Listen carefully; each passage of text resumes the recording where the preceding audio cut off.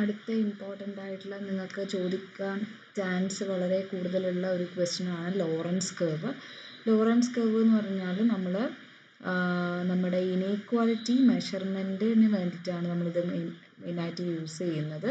ഇത് പിന്നെ ഡെവലപ്പ് ചെയ്തത് മാക്സ് ഒ ലോറൻസ് 1906 ഇത് ഡെവലപ്പ് ചെയ്തത്. അതായത് ഒരു പെർട്ടിക്കുലർ പോപ്പുലേഷനിടയിൽ അവരുടെ ഇൻകം ഇനീക്വാലിറ്റി മെഷർമെൻറ്റിന് വേണ്ടിയിട്ടാണ് മാക്സ് ഒ ലോറൻസ് എന്ന് പറയുന്ന സ്റ്റാറ്റിസ്റ്റീഷ്യൻ ഇത് ഡെവലപ്പ് ചെയ്തിട്ടുള്ളത്. അപ്പോൾ ഇതിനകത്ത് ഇതാണ് നമ്മുടെ ഒരു ലോറൻസ് കർവിൻ്റെ ഒരു ഡയഗ്രാം എന്ന് പറഞ്ഞാൽ, ഇവിടെ ഈ ഒരു ലൈന്, അതായത് ഇതൊരു ബോക്സ് പോലെ ഒരു സ്ക്വയർ പോലെയാണ് വരക്കുന്നത്, അല്ലെ റെക്റ്റാങ്കിളാണ് വരക്കുന്നുണ്ടെങ്കിൽ ഈ നടുക്കൂട്ട വരക്കുന്ന ഈ ലൈന് അല്ലെങ്കിൽ ഈ സ്ട്രെയിറ്റ് ലൈൻ എന്താണ്, that shows the perfect equality. അതായത് ഈ രണ്ട് പോർഷനായിട്ട് ഈക്വലായിട്ട് ഡിവൈഡ് ചെയ്യുന്ന ഈ ഒരു ലൈന്, ഈ 45 ഡിഗ്രി ലൈനിനെ നമ്മൾ പറയും perfect equality, line of equality. അതായത് ഈ ബ്ലൂ ലൈനിൽ കാണാം, അല്ലെങ്കിൽ ഈ താഴെയിലെ കളറ്, ഈ ഒരു ഈ ഒരു ലൈന് നിങ്ങൾക്ക് കാണാൻ പറ്റും. അപ്പോൾ ഈ സ്ട്രെയിറ്റ് ലൈൻ എന്ന് പറഞ്ഞാൽ അതിൻ്റെ അർത്ഥം എന്ന് പറഞ്ഞാൽ അവിടെ ഇനീക്വാലിറ്റി അല്ലെങ്കിൽ ഇൻകം ഇനീക്വാലിറ്റി ഇല്ല, ആ രാജ്യത്ത് ഇല്ല. ഇവിടെയാണെങ്കിൽ എന്താണ്, ഇൻകം ഇനീക്വാലിറ്റി കുറച്ച് ഉണ്ട്, ആ രാജ്യത്ത് ഉണ്ട്, പക്ഷേ ഈ രാജ്യത്ത് ഭയങ്കരമായിട്ടുണ്ട്.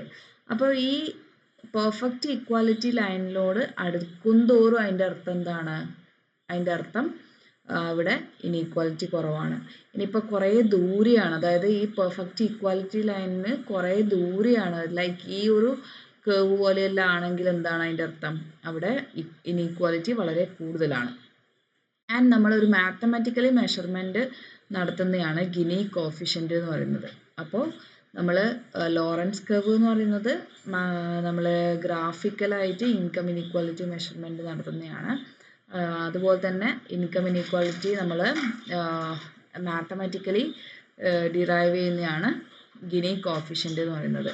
അപ്പോൾ ഇവിടെ കംപ്ലീറ്റ് ഇക്വാലിറ്റി ആണെങ്കിൽ അവിടെ നമ്മൾ കറസ്പോണ്ടിങ് ഗിനി കോഫിഷ്യൻ്റ് എന്ന് പറഞ്ഞാൽ 0 ആണ്. അവിടെ എന്തില്ല, ഇൻകം ഇനീക്വാലിറ്റി ഇല്ല, അവിടെ 0 ആണ്.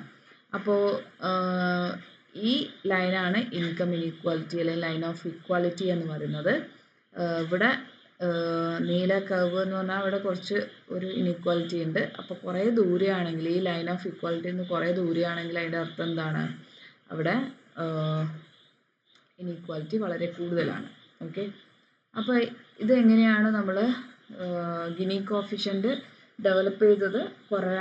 കൊറാഡോ ഗിനി 1912 അപ്പോൾ ഒരു എക്കണോമിക് ഡെവലപ്മെൻറ്റ്, ഒരു രാജ്യത്തിൻ്റെ എക്കണോമിക് ഡെവലപ്മെൻറ്റ് മെഷർ ചെയ്യാൻ പറ്റുന്നു. അതുപോലെ തന്നെ ഇൻകം ഇനീക്വാലിറ്റി മെഷർ ചെയ്യുന്നു. അതുപോലെ തന്നെ ഈ ഗിനി കോഫിഷ്യൻ്റെ വാല്യൂ 0 മുതൽ 1 വരെയാണ്. 0 എന്ന് പറഞ്ഞാൽ അവിടെ ഇക്വാലിറ്റിയാണ്, പെർഫെക്റ്റ് ഇക്വാലിറ്റിയാണ്. 1 എന്ന് പറഞ്ഞാൽ എന്താണ്, അവിടെ പെർഫെക്റ്റ് ഇനീക്വാലിറ്റിയാണ്. അതായത് അവിടെ പെർഫെക്റ്റ് ഇനീക്വാലിറ്റി എന്ന് പറഞ്ഞാൽ അവിടെ കുറച്ച് ആൾക്കാരുടെ കയ്യിലാണ് കൂടുതൽ പണം. ഓക്കെ, അപ്പോൾ ഇതെങ്ങനെയാണ് നമ്മൾ മെഷർ ചെയ്യുക എന്നുള്ളതാണ്. ഗിനി കോഫിഷ്യൻ്റെ വാല്യൂ നമ്മൾ മെഷർ ചെയ്യുന്നത് ഇതാണ് ലൈൻ ഓഫ് ഇക്വാലിറ്റി അല്ലേ. ഈ 0, ഈ ഒരു ലൈൻ ഓഫ് ഇക്വാലിറ്റി ആണ് ഈ സ്ട്രെയിറ്റ് ലൈൻ. സപ്പോസ് ഒരു രാജ്യത്തിൻ്റെ ഇൻകം ഇനീക്വാലിറ്റി ലൈൻ ഇതാണെന്ന് വിചാരിക്കാം.